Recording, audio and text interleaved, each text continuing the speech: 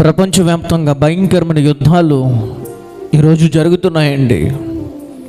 ఓ పక్కన చూస్తుంటే ఇరాన్కి ఇజ్రాయేల్కి భయంకరమైన పోరు జరుగుతుంది. ఈ యుద్ధం ఎప్పుడు ఆగుతుందో ఎప్పుడు ముగుస్తుందో అర్థం కాని పరిస్థితి. ఐక్యంగా ఉండవలసిన దేశాల మధ్య చిచ్చులు మొదలయ్యాయి. ప్రేమగా ఉండవలసిన దేశాల మధ్య యుద్ధాలు మొదలయ్యాయి. మనుషుల్లో ప్రేమ చల్లారిపోయింది. స్వార్థాలు, కక్షలు, అసూయ భావాలు ఎక్కువైపోయాయి. ఇవన్నీ ఇలా జరుగుతున్నాయంటే యేసుప్రభు రాకడ దినానికి ప్రారంభ దినాలు అయ్యాయి. ఓ పక్కన చూడండి, భారతదేశం పాకిస్తాన్కి మధ్య యుద్ధం, ఉక్రెయిన్కి రష్యాకి మధ్య యుద్ధం. ప్రజల్లో మనశ్శాంతి అనేది టోటల్గా కొరువైపోయింది.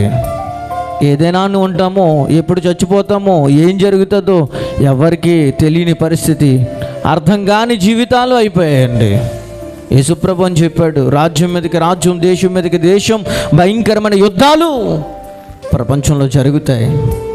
అయితే అంతం అప్పుడే రాదు, కానీ రాకడ ప్రారంభం అవుతుందని చెప్పాడండి. ఇప్పుడైనా ఎలా బ్రతికామో మనకు తెలీదు. యేసయ్య అంటున్నాడు, రేపటి దినము గూర్చి నువ్వు అతిశయపడకుము, ఏ దినము ఏది సంభవించునో అది నీకు తెలియదు. తినుటకు, తాగుటకు, భార్యతో నుండుటకు ఇది సమయాలు కాదు. మన ఇష్టానుసారంగా ప్రవర్తించే రోజులు ఇప్పుడు కాదు. వేదనకు, రాకడకు ప్రారంభ దినాలయ్యాయి.